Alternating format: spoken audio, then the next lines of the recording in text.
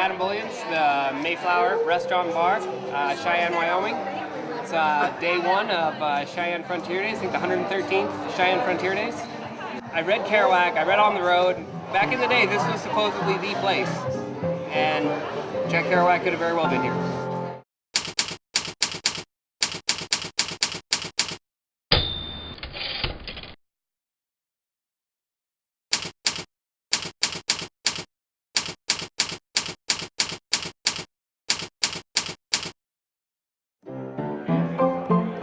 Montana Slim was asleep. He woke up and said to me, "Hey Blackie, how about you and me investigating Cheyenne together tonight before you go to Denver?"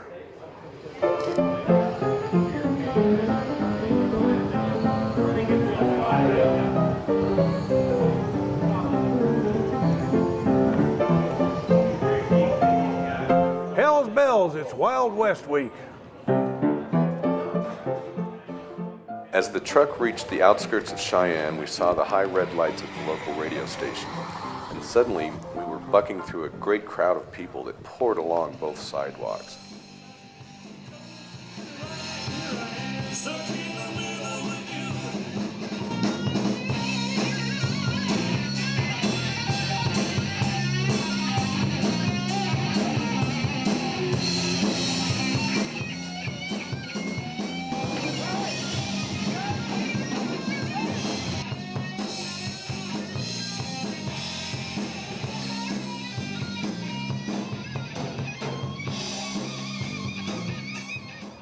Big crowds of businessmen, fat businessmen in boots and 10-gallon hats, with their hefty wives in cowgirl attire, bustled and whooped on the wooden sidewalks of old Cheyenne. Blank guns went off. The saloons were crowded to the sidewalk. Oh, come on, guys, it's dropping off. Help it along there, help it along. All right. I was amazed, and at the same time felt it was ridiculous. In my first shot at the West, I was seeing what absurd devices it had fallen to keep its proud tradition.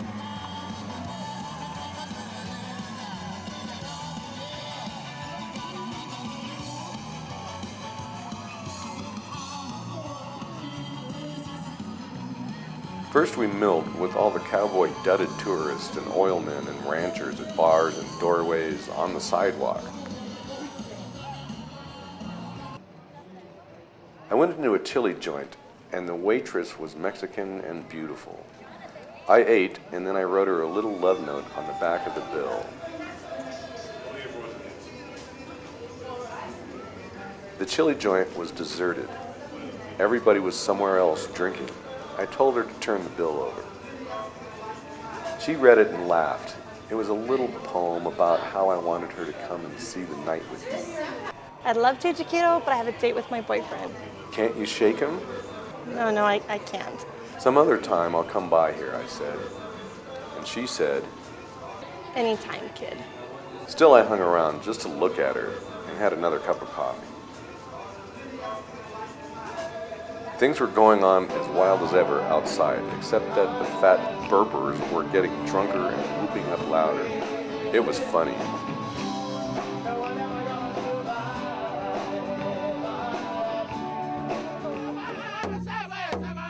There were Indian chiefs wandering around in big headdresses and really solemn among the flushed, drunken faces.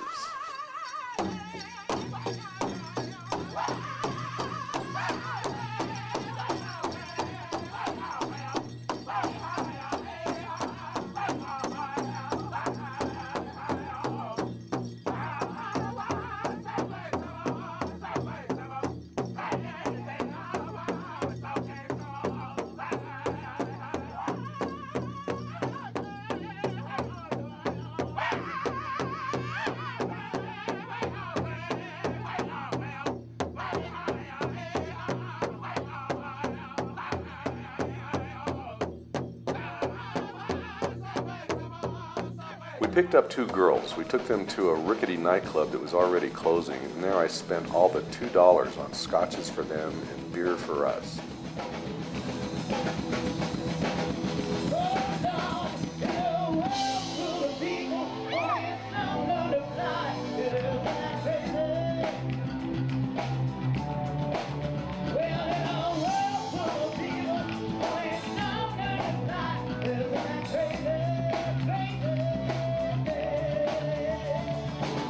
girls wanted to go to the bus station, so we all went, and they apparently wanted to meet some sailor who was there waiting for them. I said to the blonde, "What's up?" She said she wanted to go home, in Colorado, just over the line south of Cheyenne. The bus station was crowded to the doors. All kinds of people were waiting for buses or just standing around. There were a lot of Indians who watched everything with their stony eyes. The girl disengaged herself from my talk and joined the sailor and the others. Slim was dozing on a bench. I sat down. "I'll take you in a bus," I said. No, the bus stops on the highway, and I have to walk across a damn prairie all by myself. I spent all afternoon looking at the damn thing, and I don't aim to walk over it tonight. She said with a curl of her lips, "I'll listen. We'll take a nice walk in the prairie flowers." There ain't no flowers there. I want to go to New York. Won't you join me? Ain't nothing in New York. Hell, there ain't. You have a special invitation to attend Audrey Hepburn's open house. I am sick and tired of this. Ain't no place to go but Cheyenne. And ain't nothing in Cheyenne.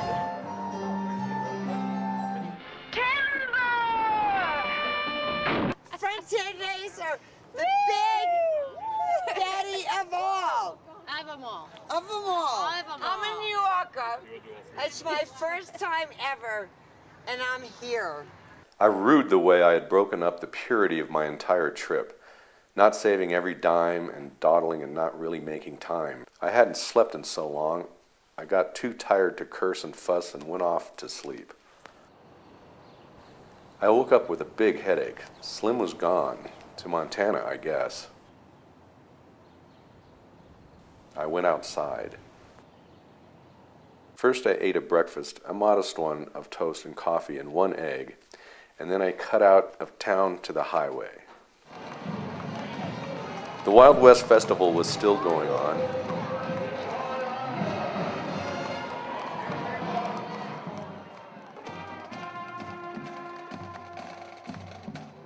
There was a rodeo.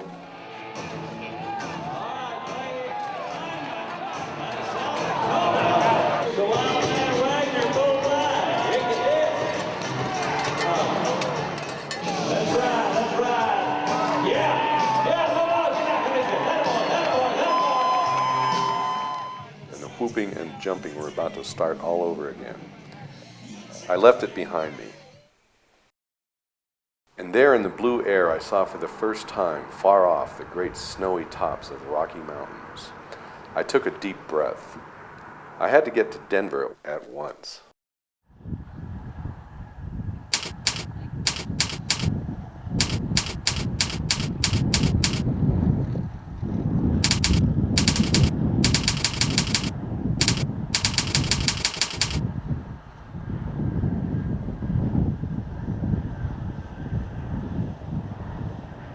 I kind of accidentally encapsulated some of the beatnik stuff. I mean, I travel around a lot.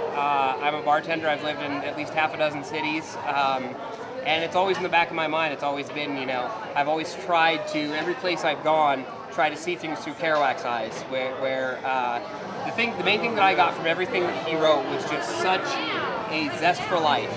There's recklessness in youth, and I think that he captures that the most. Not worrying about the future, not worrying about what the ideals that your parents have set for you, and I think that that's sort of a step that most kids take in one way or another. There are a lot of influences the beats have had on me that, just learning. Something I do is once I get a little bit of a taste of a lifestyle or a concept or something, I become so fascinated and want to learn more, and at this point I'm like, how much time do I have? Can I read all the books? And there are definitely aspects of the lifestyle that I would like to apply to myself, and having no commitments and just having the courage to completely step away from it and just really be in the present moment and not worry about a week or a month or a year or a lifetime ahead. I think the staying power that they had is due in part to their really appreciation of the arts in all its forms. In other words, it wasn't just literature or music, although those were two biggies, but they would get so excited, especially my father Neil, just about appreciating and living in general, that it was kind of contagious and infectious. There needs to be more of a congregation, I think, of people like me or us or something like that, because that's what made it a Beat Generation, is these people came together to talk about it. They didn't all just sit in their apartments and write poetry about how they felt.